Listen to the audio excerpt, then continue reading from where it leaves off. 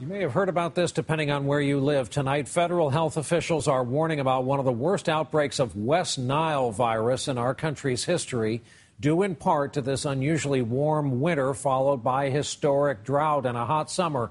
And so far this summer, nearly 700 people have been infected. At least 20 of them have died. The situation is now so dire in parts of Texas, they've declared a state of emergency.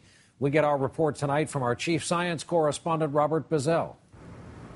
Jordan. 14-year-old Jordan Connor is home from the hospital where doctors diagnosed West Nile virus infection that had spread to her brain, what's called encephalitis. She thinks she knows where she got infected. I was babysitting a dog, and then like 5 mosquitoes bit me on my leg. The virus is transmitted by mosquitoes and spread by infected birds.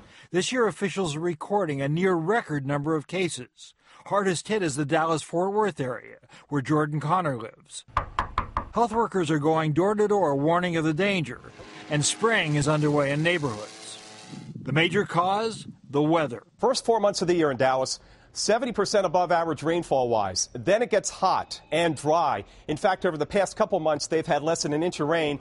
Insect experts say that hot, small pools of water left after such weather allow the virus-causing mosquitoes to breed repeatedly and quickly.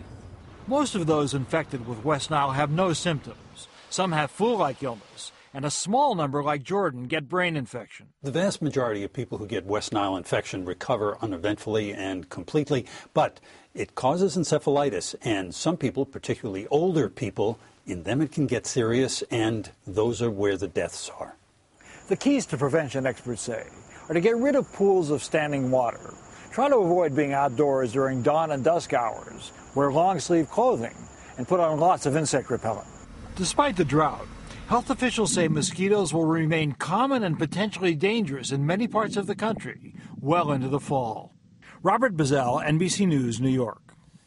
And we wanted to let you know all day tomorrow, NBC News will have in-depth coverage of this historic drought of 2012, how it's affecting everything from the environment to prices we all pay for food, coverage across the many platforms of NBC News, and tomorrow night on this broadcast.